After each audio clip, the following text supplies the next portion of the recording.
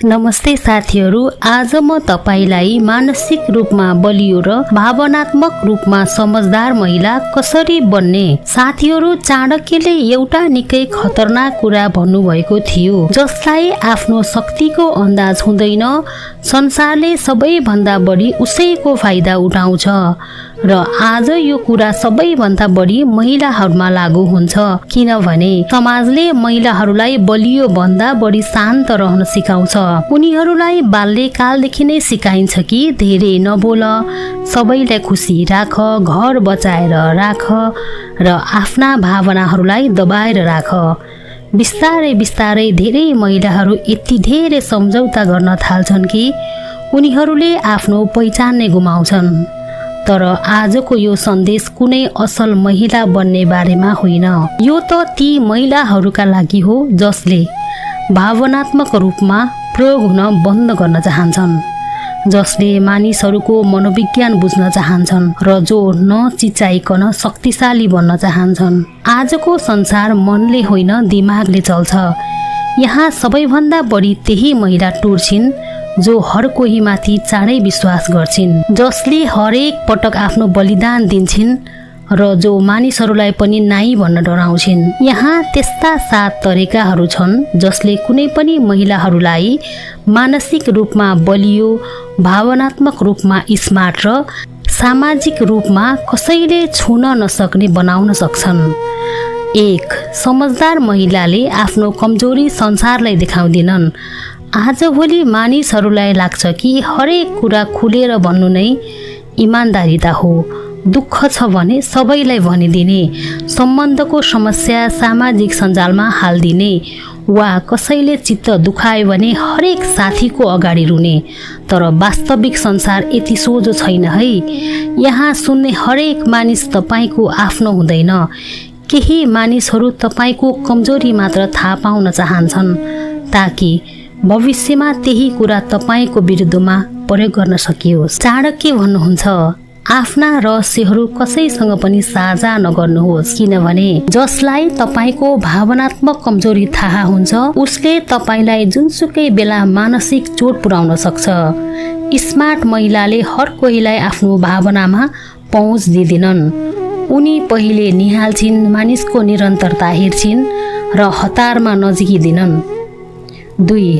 समझदार महिलाले मानिसहरूको कुरा होइन, उनीहरूको बानीलाई निहाल्छिन्। आजको संसारमा ढोंगी मानिसहरू निकै स्मार्ट भएका छन्। उनीहरू अगाडि दुश्मनी देखाउँदैनन्, अगाडि माया, मुस्कान र प्रशंसा देखाउँछन्, तर भित्रभित्रै डाहा गर्छन्। कतिपयले त मायाकै आवरणमा तिमीबाट यत्रो काम हुन्न, धेरै महत्त्वकांक्षी नबन भन्दै तपाईको आत्मविश्वास गिराउने कोसिस गर्छन्। चाणक्य भन्नुहुन्छ, मिठो बोल्ने हरेक व्यक्ति सच्चा हुँदैन। त्यसैले स्मार्ट महिलाले शब्दमा मात्र विश्वास गर्दिनन्, उनी व्यवहारको ढाँचा हेर्छिन्। कसले स्वार्थ पर्दा आज सम्झिन्छ र कसले सफलता देख्दा असहज महसुस गर्छ, उनी सबै कुरा याद राख्छिन्। 3. जसले सबैलाई खुसी पार्न खोज्छ नि, अन्त्यमा उही सबैभन्दा बढी टुट्छ। धेरै महिलाहरूको सबैभन्दा ठुलो कमजोरी भनेको नाइ भन्न नसक्नु हो। कसैलाई मद्दत चाहियो, भावनात्मक सहारा चाहियो वा समय चाहियो भने उनीहरू सधैँ तयार हुन्छन्। तर अचम्मको कुरा के छ भने जसका लागि महिलाले आफूलाई थकाउँछिन् तिनै मानिसहरूले उनको कदर सबैभन्दा कम गर्छन्।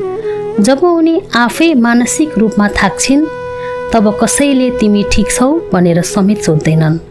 चाणक्यले भन्नुभएको थियो, आवश्यकता भन्दा बढी विनम्र व्यक्तिलाई मानिसहरू कमजोर ठान्छन्। यदि तपाईँ सधैँ सम्झौता गर्नुहुन्छ भने मानिसहरूले तपाईँलाई मानिस होइन एउटा सुविधा सम्झिन थाल्नेछन्। त्यसैले समझदार महिलाले आफ्नो सीमा कोर्नुपर्छ र आत्मसम्मानका लागि बिना कुनै आत्मग्लानी नाइ भन्न सक्नुपर्छ। 4. धेरै मानिसहरू महिलालाई माया होइन नियन्त्रण गर्न चाहन्छन्। आजभोलि धेरै सम्बन्धहरूमा माया कम र नियन्त्रण बढी हुन्छ। सुरुमा म तिम्रो निकै ख्याल राख्छु भन्दै सुरु हुने कुराहरू बिस्तारै यससँग कुरा नगर, यस्तो कपडा नलगाऊ, धेरै स्वतन्त्र बन्ने कोसिस नगर भन्दै बन्देजमा परिणत हुन्छन्। चाणक्य भन्नुहुन्छ, जहाँ स्वतन्त्रता समाप्त हुन्छ त्यहाँ प्रेम बाँकी रहँदैन सच्चा मानिसले वा सच्चा मायाले महिलालाई मानसिक रूपमा बलियो बनाउँछ, कमजोर होइन। समझदार महिलाले सम्बन्धमा आफूलाई गुमाउँदिनन्। उनी माया गर्छिन् तर आफ्नो पहिचान मेटाएर होइन। 5. सबैभन्दा खतरनाक खेल तब हुन्छ जब महिलाले आफूलाई कम आकलन गर्न थाल्छिन्। संसारको सबैभन्दा खतरनाक विष त एक्लोपन होइन, बरु त्यो छेड हो। जब महिलाले आफैलाई कमजोर वा कम मूल्यवान सम्झिन थाल्छिन्, जब अरूले तुलना गर्छन् वा व्यवस्था गर्छन्, तब महिलाहरू हरेक गल्तीमा आफैलाई दोषी देख्न थाल्छन्। तर जुन दिन तपाईले आफ्नो मूल्य भुल्नुहुन्छ, संसारले पनि तपाईको महत्त्व घटाउँछ। चाणक्यले भन्नुभएको थियो, जसको आत्मसम्मान हुँदैन, संसारले उसको सम्मान गर्दैन। संसारले उसैको कदर गर्छ जसले आफ्नो मूल्य आफै बुझ्दछ। बलियो महिलाको पछाडि एउटा यस्तो कथा हुन्छ जसको बारेमा संसारलाई केही थाहा हुँदैन। मानिसहरू उनको आत्मविश्वास र मौनता मात्र देख्छन्, तर उनी कसरी त्यति बलियो बनिन् भन्ने कुरा कसैले देख्दैन। उनी पनि कहिलेकाहीँ चाँडै विश्वास गर्थिन्, साना कुरामा रुन्थिन् र सबैलाई खुसी राख्न खोज्थिन्। तर कसैले भरोसा तोड्यो, कसैले फाइदा उठायो र दुःखको बेला एक्लै छोडिदियो। चाणक्य भन्नुहुन्छ, अनुभव नै सबैभन्दा ठुलो शिक्षक हो। मानिस किताबबाट होइन, धोका र हन्डरबाट परिवर्तन हुन्छ। जब कुनै महिलाले आफ्नो पीडालाई कमजोरी होइन, आफ्नो शक्ति बनाउँछिन्, तब जिन्दगीले उनलाई डराउन छोडिदिन्छ। 7. जो महिला एक्लै बस्न डराउँछिन्, संसारले उनलाई सधैँ डराइरहनेछ। धेरै महिलाहरू गलत मानिसहरूलाई यस कारण छोड्न सक्दैनन् किनभने उनीहरूलाई एक्लोपनको डर हुन्छ। तर जब सामनेको मानिसले यो बुझ्छ कि तपाईँ उसलाई गुमाउन डराउनुहुन्छ, तब उसले तपाईँको सम्मान गर्न छोडिदिन्छन्। गलत र अपमानजनक सम्बन्धमा हरेक दिन मर्नुभन्दा एक्लै बस्नु कति गुणा राम्रो हो। चाणक्य भन्नुहुन्छ, सिंह सधैँ एक्लै हिँड्छ। बलियो महिला एक्लोपनबाट भाग्दिनन्, बरु त्यसलाई उपयोग गर्छिन्। एक्लै रहँदा मानिसले आफूलाई बुझ्छ, आफ्नो शक्ति र मूल्य चिन्न सक्छ। जसले एक्लै खुसी हुन सिकिसकिने, उसलाई कसैले पनि भावनात्मक रूपमा नियन्त्रण गर्न सक्दैन।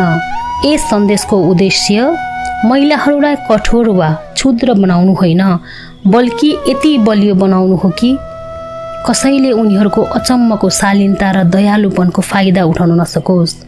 महिलाको असली शक्ति उनको रूपमा होइन, उनको विचार, मौनता, आत्मसम्मान र आफ्नो लागि उभिने साहसमा हुन्छ। चाणक्यले भन्नुभएको थियो, जब मानिसले आफ्नो मूल्य बुझ्न थाल्छ, तब संसारले पनि उसलाई व्यवस्था गर्न छोडिदिन्छ। शान्त रहनुहोस्, समझदार बन्नुहोस्, तर आफ्नो आत्मसम्मान कहिले नगुमाउनुहोस्। यदि यो कुरा तपाईको मनसम्म पुगेको छ भने आफैलाई सधैँ अपराजिता जस्तै, जसलाई कसैले हराउन सक्दैन को रूपमा सम्झिनुहोस्, जो टुट्न सक्छ तर कहिले हार्दिने। भिडियो मन परेमा लाइक पक्कै गर्नुहोला र यस्तै वास्तविक शक्तिशाली अनि चाणक्य नीति सम्बन्धी भिडियोहरूका लागि च्यानललाई सब्स्क्राइब गर्न नभुल्नुहोला। धन्यवाद।